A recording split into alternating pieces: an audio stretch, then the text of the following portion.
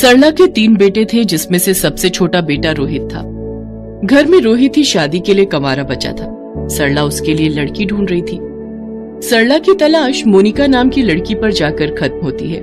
मोनिका दिखने में बेहद खूबसूरत थी, साथ ही दहेज में ढेर सारा सामान भी लाने वाली थी, जिस वजह से सरला मोनिका को बहुत प्यार करती थी। ऐसे ही समय बीतता है।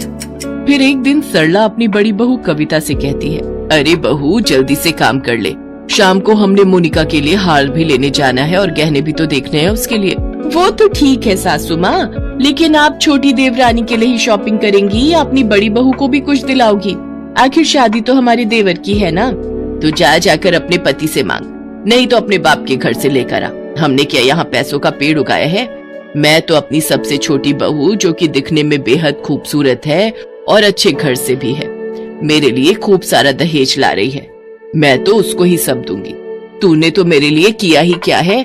अच्छा जी, घर का सारा काम आपकी सेवा हम करें और आप कह रही हैं कि हमने आपके लिए किया ही क्या है?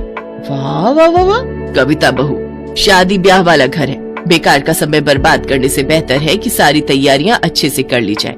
आज मुझे गहने बनवाने जाना है, फिर कल कैटरिंग वाले के पास जाना है, बहुत काम है मुझे। और रही बात तुम्हारी, तो तुम कोई आर्टिफिशियल ज्वेलरी पहन लेना।